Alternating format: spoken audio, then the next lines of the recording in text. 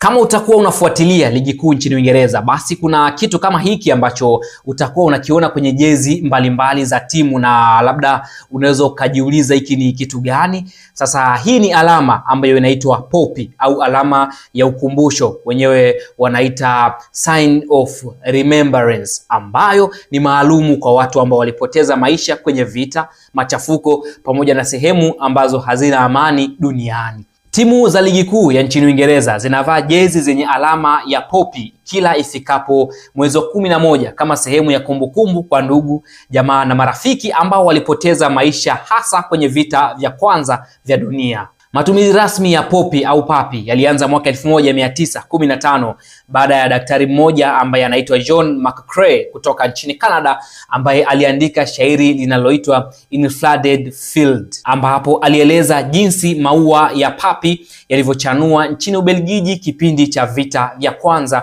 vya dunia. Sasa uvaji wa poppy kwenye nguo ni sehemu ya kuonyesha upendo na kujali wale wote waliopoteza maisha kwenye jamii na kwenye majeshi mbalimbali.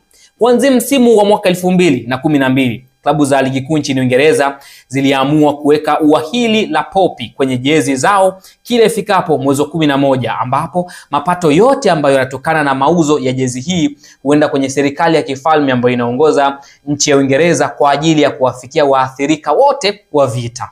Lakini mchezaji wa zamani wa Ireland James McClean aliwahi kukataa kuvaa jezi yenye nembo ya poppy na kusema kwamba mwaka 1972 wanajeshi wa Uingereza waliwaua raia 28 wa Ireland ambayo walikuwa sio wanajeshi, walikuwa ni watu wa kawaida tu. Hivyo James anaamini yeye kuvaa ile nembo ya poppy kwake itakuwa ni kama ni sehemu ya kulisaliti taifa lake. Lakini sasa tujiulize, je, inakuwaje endapo mchezaji atakataa kuvaa jezi ambayo ina nembo ya poppy? Je, kuna hatua zozote ambazo atachukuliwa kama sehemu ya kukataa?